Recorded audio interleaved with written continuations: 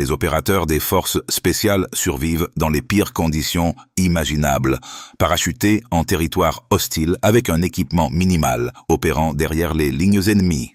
Où se faire découvrir signifie la mort, échappant à la capture pendant des jours ou des semaines, alors que des armées entières les traquent recueillant du renseignement, tout en se fondant dans des populations qui les tueraient si leur couverture sautait.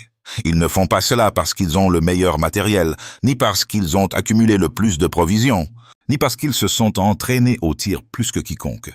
Ils survivent parce qu'ils ont appris 3 compétences qui n'ont rien à voir avec l'équipement, mais tout à voir avec les capacités. Des compétences qui vous maintiennent en vie quand vous n'avez rien, quand votre matériel a disparu, quand vos fonds sont compromis, quand votre plan a échoué, et que vous fonctionnez sur vos seules capacités, sans filet de sécurité. Des compétences qui fonctionnent dans les scénarios du pire parce qu'elles sont conçues pour les scénarios du pire. La communauté des survivalistes ignore presque totalement ces compétences. Ils se concentrent sur ce qu'ils peuvent acheter. Liste de matériel, inventaire de stock, armes et munitions, le dernier équipement tactique à la mode. Ils dépensent des milliers d'euros en objets, tout en ignorant les capacités qui déterminent réellement qui vit et qui meurt quand tout tourne mal. L'entraînement des forces spéciales ne concerne pas l'équipement. Il concerne l'opérateur, développer des capacités qui perdurent. Quelles que soient les circonstances, créer des êtres humains capables de survivre et d'agir dans n'importe quel environnement, quel que soit le niveau de ressources. Le matériel est secondaire, l'humain est primaire. Les survivalistes voient les choses à l'envers. Ils pensent que le matériel les rend capables. Les forces spéciales savent que c'est la capacité qui rend le matériel efficace. Et la capacité sans matériel fonctionne toujours, alors que le matériel sans capacité échoue. 3 compétences spécifiques séparent de l'entraînement de survie des forces spéciales, de la culture survivaliste.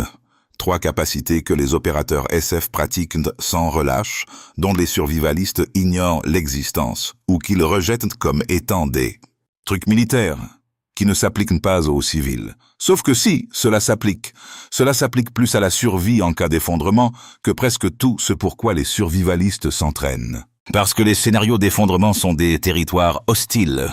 Vous évoluez dans un environnement qui veut votre mort. Vous avez besoin de ces compétences.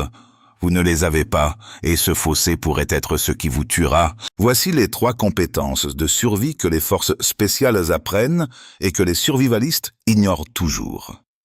Ce qu'elles sont, pourquoi elles comptent, et pourquoi vous devez commencer à les apprendre immédiatement. Compétence 1. Évasion et fuite. Se déplacer en territoire hostile sans être détecté. Les survivalistes s'entraînent à la défense. Ils fortifient leur maison. Ils s'entraînent au tir. Ils se préparent à repousser les menaces qui viennent à eux. Les forces spéciales s'entraînent à l'évasion. Ils s'entraînent à ne pas être là où les menaces cherchent, à ne pas combattre sans alternative. Survivre par l'invisibilité et le mouvement, pas par la puissance de feu et la fortification. L'évasion et la fuite, appelée ENE, est un ensemble de compétences complet, dédié au déplacement en territoire hostile, tout en évitant la capture ou la détection. C'est ce que font les pilotes abattus quand ils s'écrasent en territoire ennemi, et ce que font les opérateurs quand les missions tournent mal et qu'ils sont séparés de leur équipe, ce que font les gens quand ils sont traqués et doivent atteindre la sécurité, dans les scénarios d'effondrement. L'évasion et la fuite, c'est traverser un territoire contrôlé par des gangs pour atteindre une cache, évacuer une ville quand des points de contrôle bloquent des routes, se relocaliser quand votre position devient intenable, éviter les patrouilles, les points de contrôle, les chercheurs et les prédateurs tout en avançant pour atteindre la sécurité. Les survivalistes se préparent à défendre sur place. Ils ne se préparent pas à se déplacer en territoire hostile parce qu'ils supposent qu'ils n'auront jamais à le faire. Cette supposition est dangereuse. Les circonstances changent. Ce qui était sûr devient dangereux. Ce qui était défendable devient indéfendable. Vous devez bouger. Et le mouvement en territoire hostile nécessite des compétences que les survivalistes n'ont pas. Les compétences fondamentales de l'ENU. Le choix de l'itinéraire et l'exploitation du terrain. Les opérateurs des forces spéciales ne prennent pas les itinéraires directs. Ils utilisent un terrain qui offre la dissimulation et limite l'observation ennemie. Ils se déplacent dans des zones difficiles d'accès pour les véhicules ou les patrouilles.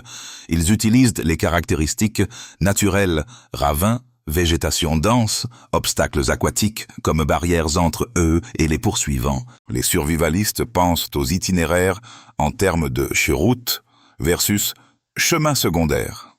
Les forces spéciales pensent aux itinéraires en termes de type de terrain, favorisant l'évasion versus la détection. La différence est fondamentale. Vous ne choisissez pas des routes, vous choisissez des caractéristiques du terrain qui vous rendent difficile à trouver.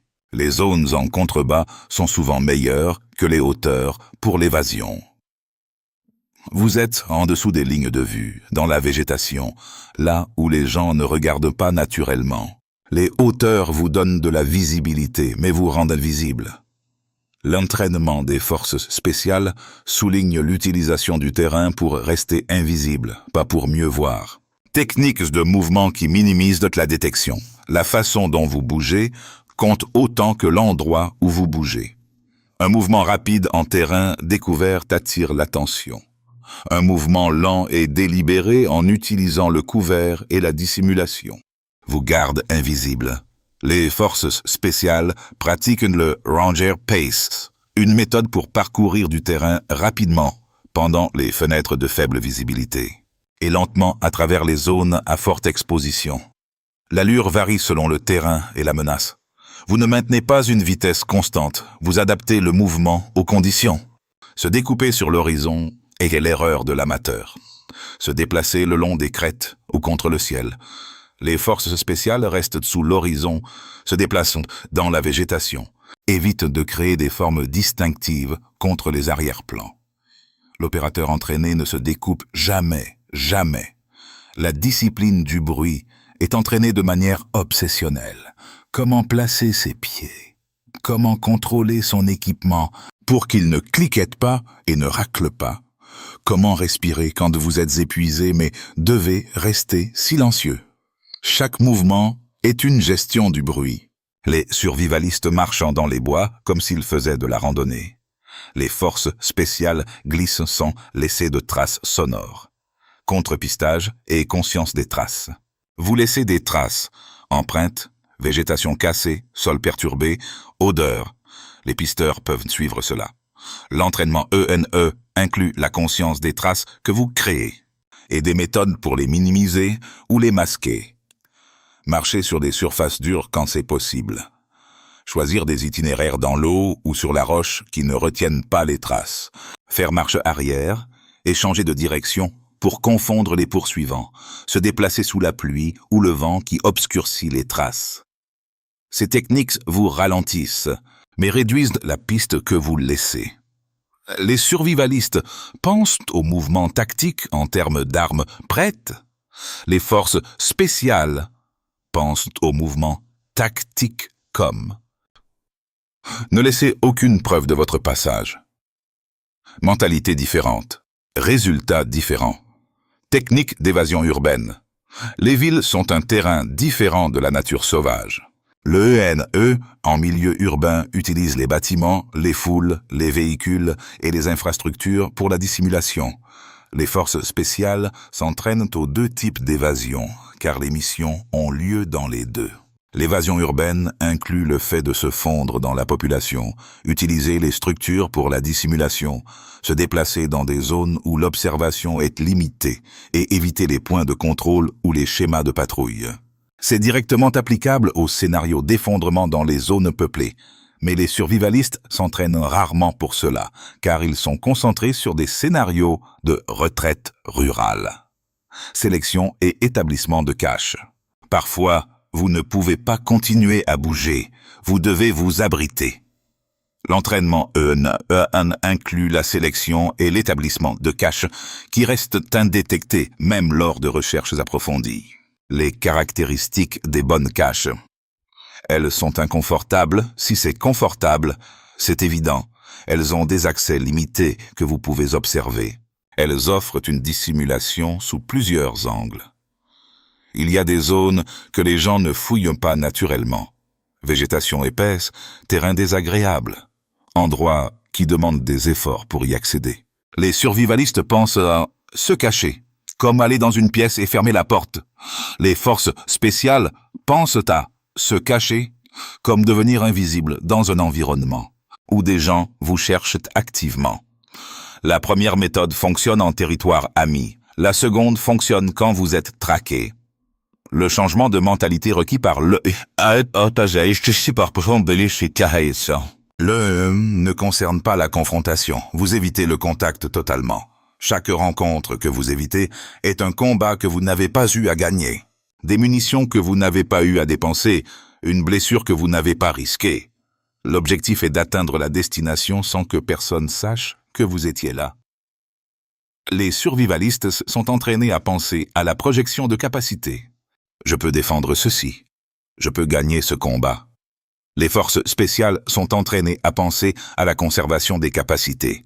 Ne combattez pas, sauf si vous y êtes obligé. Survivre par l'intelligence et l'évasion, pas par la puissance de feu. Cette mentalité est difficile à adopter pour les survivalistes, car elle ressemble à de la lâcheté. Ce n'est pas le cas, c'est une pensée professionnelle de survie. L'opérateur qui atteint l'extraction sans se tirer un coup de feu a réussi. L'opérateur qui s'est frayé un chemin en combattant a survécu. Mess a utilisé des ressources, créé du bruit et alerté les ennemis. Les deux ont survécu, mais l'un a accompli la mission de manière optimale. Pourquoi les survivalistes ignorent le ENE? Le ENE n'est pas basé sur l'équipement. On ne peut pas acheter la capacité d'évasion, on la développe par la pratique. Les survivalistes gravitent vers des solutions achetables. L'évasion est une compétence qui ne nécessite aucun équipement.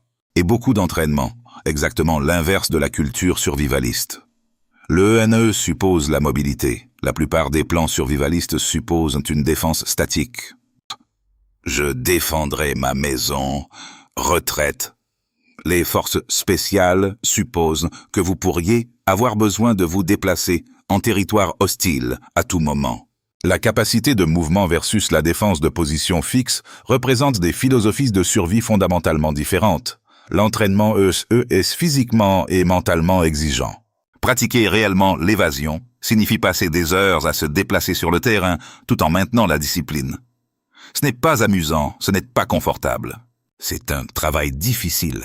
Les survivalistes préfèrent le temps passé au stand de tir ou les tests d'équipement, des activités qui semblent productives et sont plus agréables. Mais les scénarios d'effondrement sont exactement les environnements où les compétences ENE deviennent critiques. Le territoire que vous devez traverser est contrôlé par des groupes hostiles. Des points de contrôle bloquent les routes, des patrouilles couvrent des zones. Vous devez vous déplacer sans être vu dans un environnement activement hostile. Si vous n'avez pas de compétences ENE, vous ne vous en sortirez pas. Compétence 2. Renseignement humain, HUMANT. Lire les gens et extraire des informations. Les opérateurs des forces spéciales recueillent du renseignement constamment, non pas par des équipements sophistiqués, mais en parlant aux gens, en lisant le langage corporel, en posant les bonnes questions, en établissant un rapport, en extrayant des informations de sources qui ne réalisent même pas qu'elles les fournissent. C'est le renseignement humain. C'est l'une des compétences les plus précieuses des opérateurs et elle est complètement ignorée par la culture survivaliste. Les survivalistes pensent au recueil d'informations, comme à la surveillance de la radio amateur ou la lecture des nouvelles.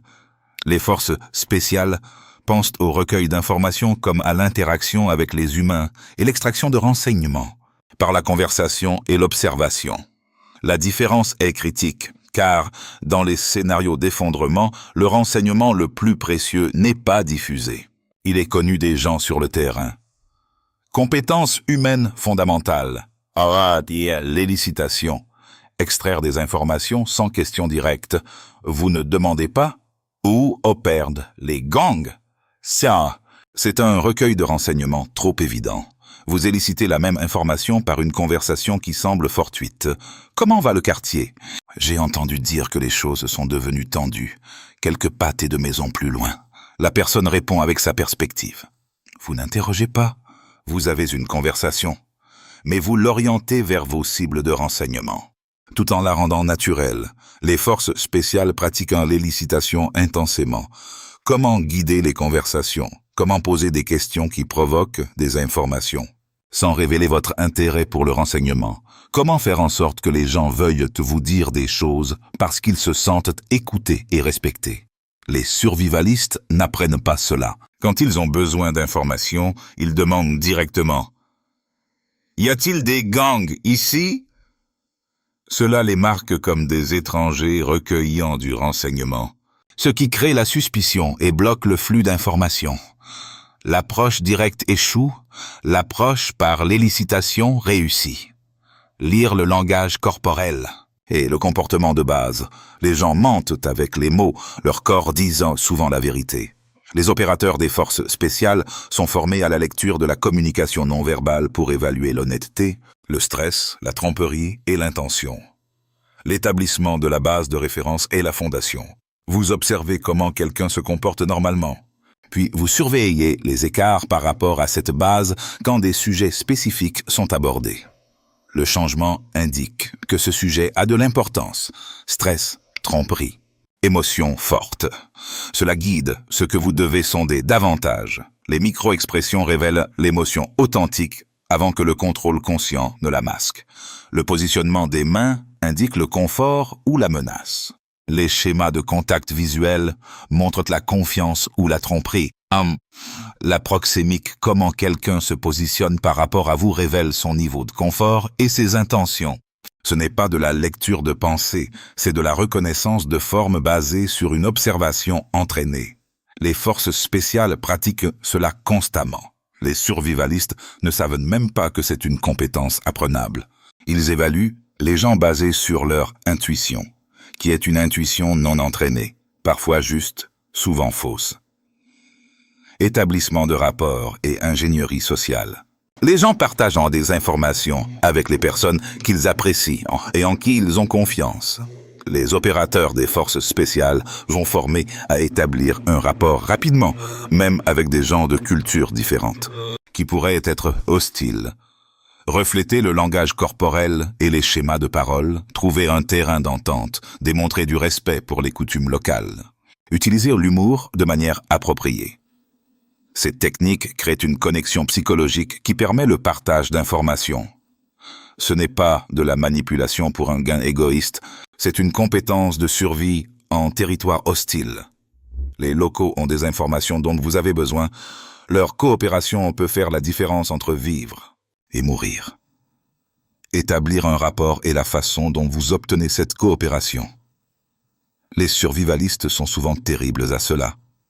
Ils sont défensifs, méfiants, peu disposés à interagir avec des gens qu'ils ne connaissent pas. Cela les isole des réseaux d'information et les marque comme des étrangers. L'opérateur des forces spéciales se fond dans la masse, tisse des relations et gagne l'accès aux renseignements qui déterminent le succès opérationnel. Validation des informations et évaluation des sources. Toutes les informations ne sont pas exactes. Les sources ont des biais, des connaissances limitées ou des raisons de tromper. Les forces spéciales entraînent des méthodes pour valider les informations à travers de multiples sources et évaluer la fiabilité des sources. La triangulation signifie obtenir la même information de multiples sources indépendantes. Si 3 personnes qui ne se connaissent pas vous disent des choses similaires, c'est probablement exact. Si une personne vous dit quelque chose que personne d'autre ne confirme, c'est suspect.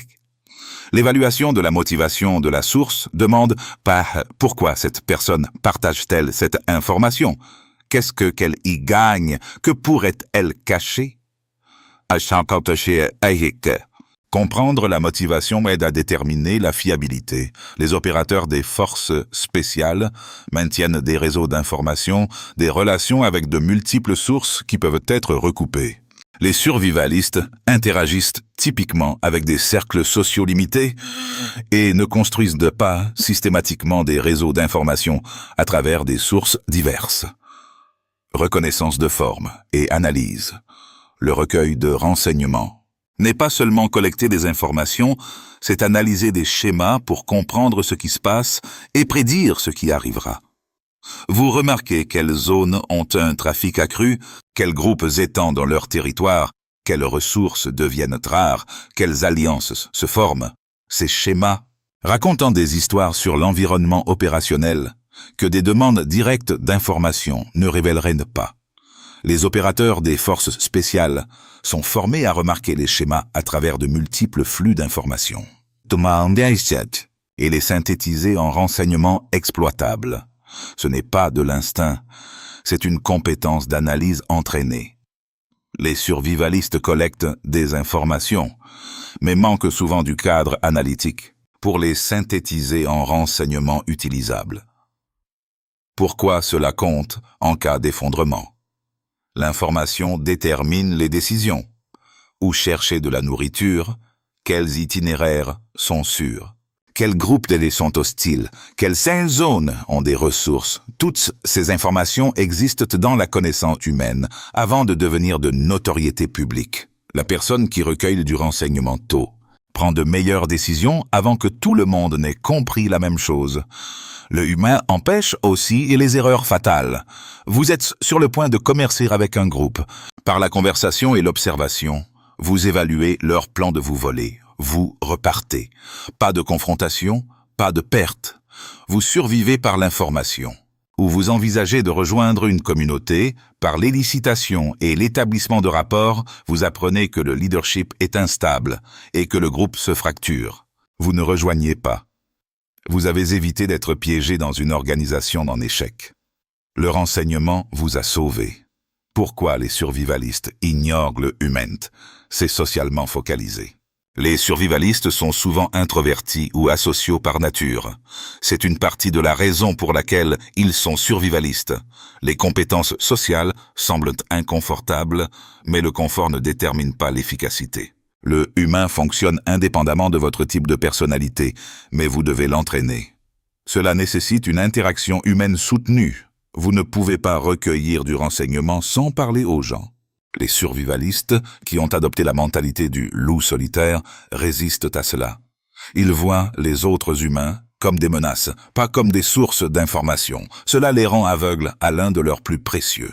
À toutes de renseignements. Ce n'est pas basé sur l'équipement. Vous ne pouvez pas acheter la capacité humaine.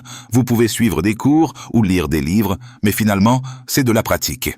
Une compétence développée par une interaction humaine réelle. Cela ne correspond pas à la culture survivaliste qui souligne le stockage et l'équipement.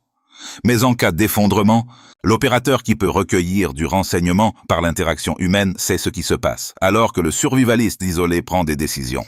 À l'aveugle, l'information est un avantage. Le humain est la façon dont vous obtenez l'information qui compte. Compétence 3. Inoculation au stress et résilience psychologique. Performer sous pression. Les forces spéciales consacrent d'énormes ressources au conditionnement psychologique, pas seulement à l'entraînement physique. Entraînement mental, construire des opérateurs qui peuvent penser clairement et performer efficacement quand ils sont terrifiés, épuisés, blessés et sous un stress maximal. C'est l'inoculation au stress, une exposition délibérée à des conditions de stress élevées, qui construisent la résilience psychologique. L'opérateur entraîné ne panique pas sous la pression, parce qu'il a été sous une pire pression à l'entraînement des centaines de fois. La réponse est conditionnée. Les survivalistes ignorent fantômement largement la préparation psychologique. Ils entraînent des compétences physiques et accumulent du matériel. Ils n'entraînent pas systématiquement leur esprit à gérer un stress extrême. Quand la crise frappe, ils sont psychologiquement non préparés à l'intensité des situations réelles d'effondrement. Compétences fondamentales de résilience psychologique. Entraînement à l'exposition au stress. Les forces spéciales craignent délibérément des environnements d'entraînement à stress élevé. Privation de sommeil, épuisement physique, capture et interrogatoire simulé, urgencée soudaine et inattendue. Tout est conçu pour mettre les opérateurs sous pression psychologique tout en exigeant qu'ils continuent à performer. Le but n'est pas de torturer les gens, c'est de les habituer au stress. La première exposition à un stress extrême cause la panique et l'arrêt cognitif. La 20e exposition cause une concentration alerte et une performance continue. La réponse psychologique change par une exposition répétée. Les survivalistes ne s'entraînent pas de cette façon. Leur temps au stand de tir est contrôlé et confortable. Leurs voyages de camping sont récréatifs. Ils ne se sont jamais poussés délibérément. Dans des situations où ils sont terrifiés et épuisés, mais doivent continuer à fonctionner. Quand une vraie crise crée ces conditions, ils en font l'expérience pour la première fois. L'effondrement psychologique est probable. La méthode d'entraînement est la surcharge progressive. Commencez par un stress gérable. Construire la tolérance. Augmenter le niveau de stress. Construire plus de tolérance au fil du temps. Votre tolérance de base au stress augmente dramatiquement. Ce qui vous aurait brisé initialement devient simplement inconfortable plus tard. Cela peut être entraîné individuellement. Situation inconfortable, délibérée, exposition au froid, jeûne prolongé, défis physiques au-delà des limites confortables, restriction de sommeil, stress social. Toute situation qui vous pousse psychologiquement tout en exigeant une performance continue. Construit la résilience. Contrôle cognitif sous pression. Quand on est stressé, le cerveau revient par défaut aux réponses de lutte ou fuite. Les fonctions cognitives supérieures se dégradent. La prise de décision est altérée. Les forces spéciales entraînent des méthodes pour maintenir le contrôle cognitif. Quand le cerveau veut paniquer, la respiration tactique est la base. Box breathing. 4 temps inspiration, 4 temps blocage, 4 temps expiration, 4 temps blocage. Cela active le système nerveux parasympathique, réduisant la réponse physiologique au stress. Cela semble simple, c'est extraordinairement efficace. Les forces spéciales le pratiquent jusqu'à ce que ce soit automatique. Sous stress, technique de cognitive override, surcharge cognitive, exercices mentaux qui forcent la pensée rationnelle quand les émotions sont accablantes. Compter des motifs, réciter des informations mémorisées, se forcer à travers des processus de décision même quand on veut se figer ou paniquer. Discipline du dialogue interne. Comment vous parlez sous stress détermine la performance. Un dialogue interne négatif crée un échec en cascade. Un dialogue interne positif et directif maintient la fonction. Respire, évalue, agis. Simple, répété, efficace. Les forces spéciales entraînent cela explicitement. Les survivalistes ne pratiquent généralement pas les techniques de contrôle cognitif. Ils supposent qu'ils géreront quand le moment viendra. Ils ne le feront pas. L'effondrement cognitif sous stress extrême est la réponse humaine par défaut. Seul l'entraînement peut le surmonter. Compartimentation et traitement émotionnel. Dans les environnements opérationnels, des choses terribles arrivent. Des gens meurent. Des missions échouent, vous êtes blessé, vous avez peur. Vous ne pouvez pas traiter ces émotions immédiatement, parce qu'un traitement immédiat altérerait l'efficacité opérationnelle. Les forces spéciales entraînent la compartimentation, la capacité de mettre temporairement de côté le traitement émotionnel pour maintenir la performance, puis traiter les émotions plus tard dans des environnements sûrs. Ce n'est pas de la suppression, c'est un traitement différé. Reconnaître l'émotion. J'ai peur, la mettre dans une boîte temporairement. Je gérerai ça plus tard. Se concentrer sur le présent. En ce moment, je dois bouger vers cette position. Cette discipline mentale maintient l'efficacité malgré l'impact émotionnel. Une fois le danger immédiat passé, vous traitez. Vous reconnaissez la peur, le deuil, la colère, peu importe ce qui a surgi, vous travaillez dessus. La différence est le timing. Pendant la crise, vous différez le traitement. Vous ne le niez pas. Cela empêche l'effondrement émotionnel pendant les moments critiques. Les survivalistes confondent souvent contrôle émotionnel et suppression émotionnelle. Ils pensent qu'être dur signifie ne pas ressentir de peur. Les forces spéciales savent que tout le monde ressent de la peur. L'opérateur entraîné ne laisse tout simplement pas la peur contrôler ses actions. Concept différent, résultat différent. Prise de décision sous incertitude. Les scénarios d'effondrement sont des environnements pauvres en informations. Vous n'avez jamais d'informations parfaites. Vous devez décider et agir basé sur des données incomplètes tout en étant sous stress. C'est une compétence entraînée. Les forces spéciales utilisent des cadres de prise de décision qui fonctionnent sous pression, comme la boucle OODA, Observer, orienté. Décider, agir, décider, agir. Assez simple à retenir sous stress, assez complet pour guider les décisions. Reconnaissance de forme à partir de scénarios. Vous avez entraîné des dizaines ou des centaines de scénarios. La situation actuelle ressemble à un schéma d'entraînement précédent. Reconnaissez la forme et appliquez les réponses apprises. Cela crée des décisions plus rapides et meilleures sous pression. Parce que vous ne repartez pas de zéro. Acceptez l'incertitude explicitement. Vous ne saurez pas si c'est la bonne décision. Vous décidez quand même basé sur la meilleure information disponible. La paralysie par l'analyse tue. L'action imparfaite bat l'inaction parfaite. Les forces spéciales pratiquent de la prise de décision rapide sous incertitude, jusqu'à ce que ce soit confortable. Les survivalistes se figent souvent face aux décisions sous stress. Ils veulent plus d'informations. Ils veulent être certains. Ils veulent analyser les options complètement. Au moment où ils décident, la situation a évolué et leur décision est obsolète.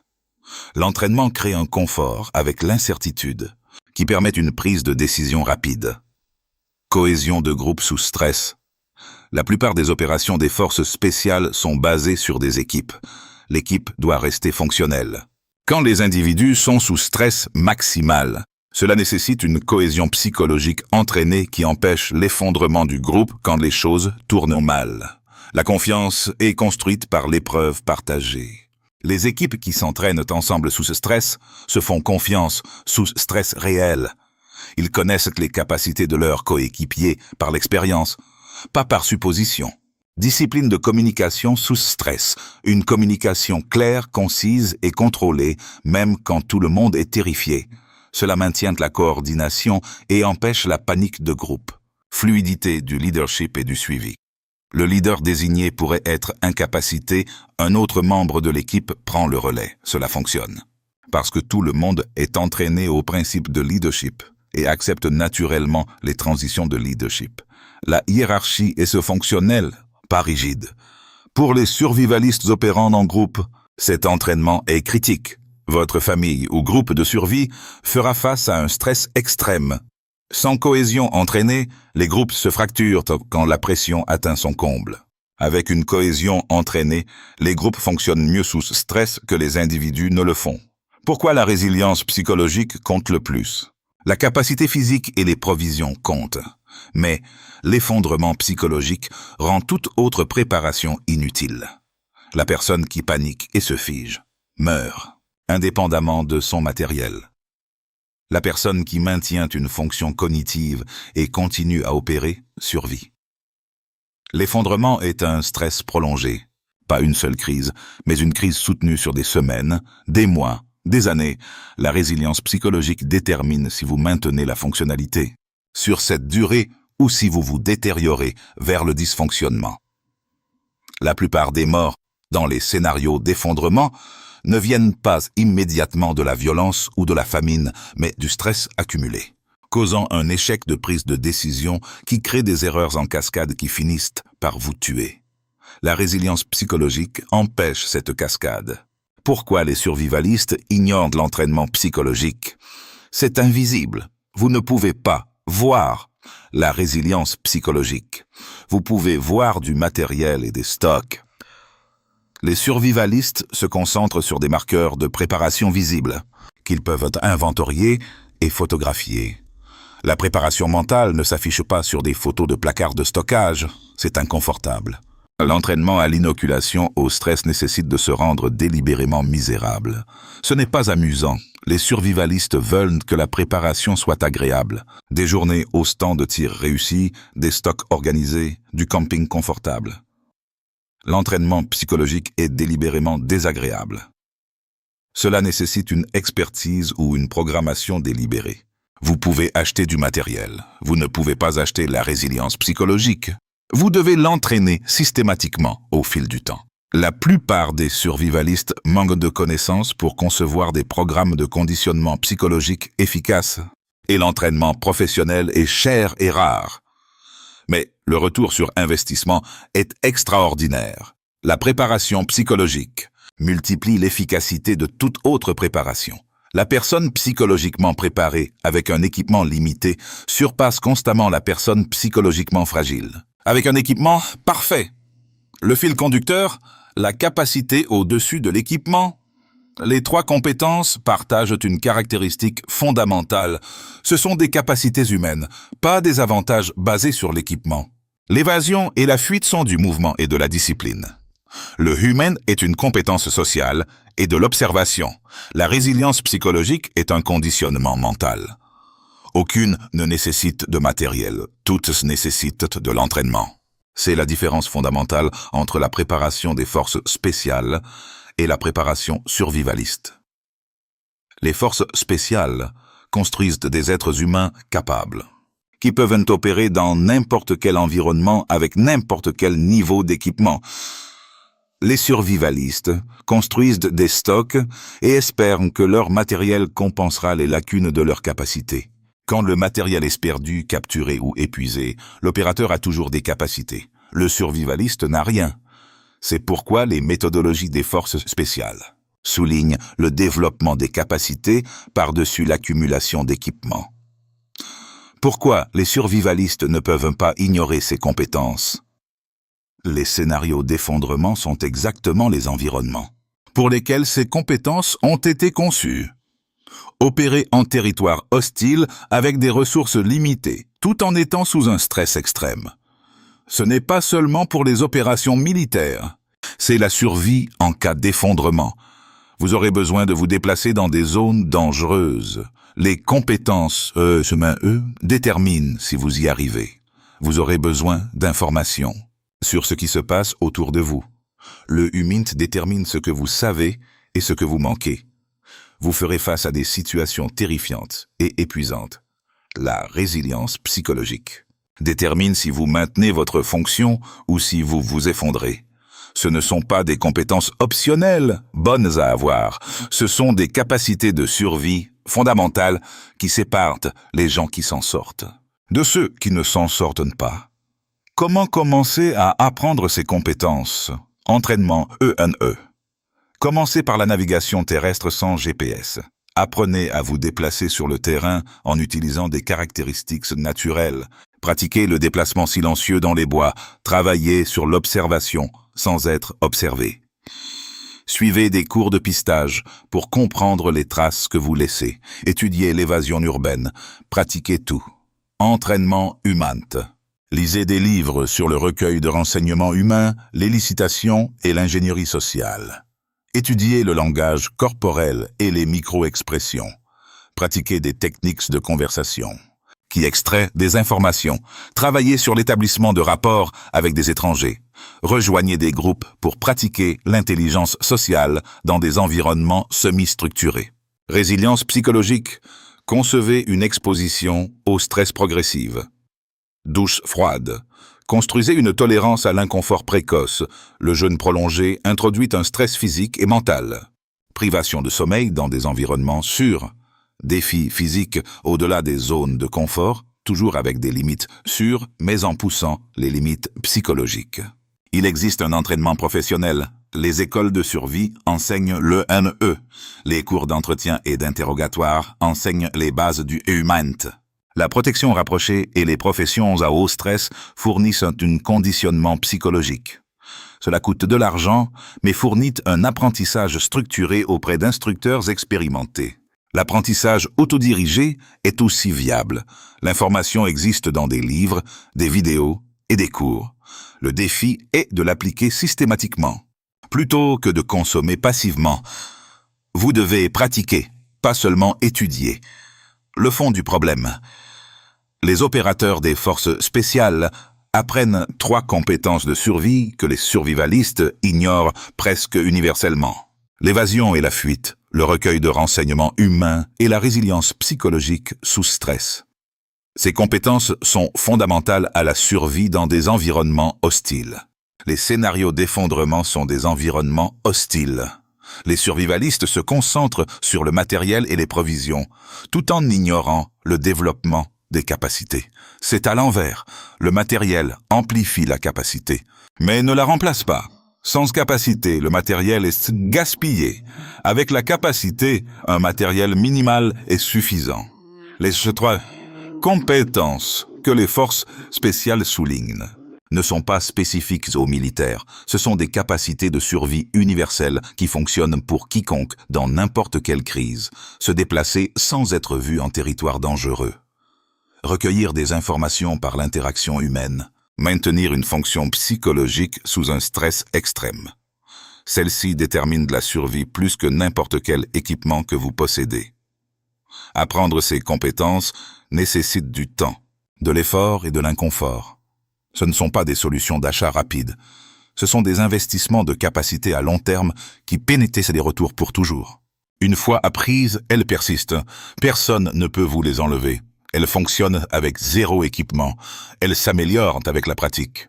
Le survivaliste avec 50 000 € d'équipement et zéro entraînement dans ses compétences est moins préparé que la personne avec 5 000 € d'équipement et une maîtrise de l'UE et de la résilience psychologique. L'humain capable survit au scénario. La personne dépendante du matériel, non. Les forces spéciales le savent. C'est pourquoi leur entraînement souligne la capacité par-dessus l'équipement. C'est pourquoi les opérateurs peuvent être parachutés n'importe où avec des provisions minimales et opérer efficacement. L'humain est le système d'armes. Tout le reste sont des outils pour que ce système les utilise. Les survivalistes doivent apprendre cette leçon. Arrêtez d'acheter plus de matériel. Commencez à construire plus de capacités. Entraînez l'évasion et la fuite. Pour pouvoir bouger en territoire hostile. Entraînez le recueil de renseignements humains pour savoir ce qui se passe. Entraînez la résilience psychologique pour fonctionner quand tout s'effondre. Ce ne sont pas des compétences optionnelles pour des opérateurs spécialisés. Ce sont des compétences de survie fondamentales pour quiconque pourrait faire face à des scénarios d'effondrement, ce qui concerne tout le monde tôt ou tard. Apprenez-les maintenant pendant que vous avez le temps, les ressources et des environnements sûrs pour pratiquer, car les apprendre pendant l'effondrement est trop tard. D'ici là, les erreurs dues à leur absence vous auront déjà tué. Soyez capable, pas seulement équipé. La capacité est ce qui survit.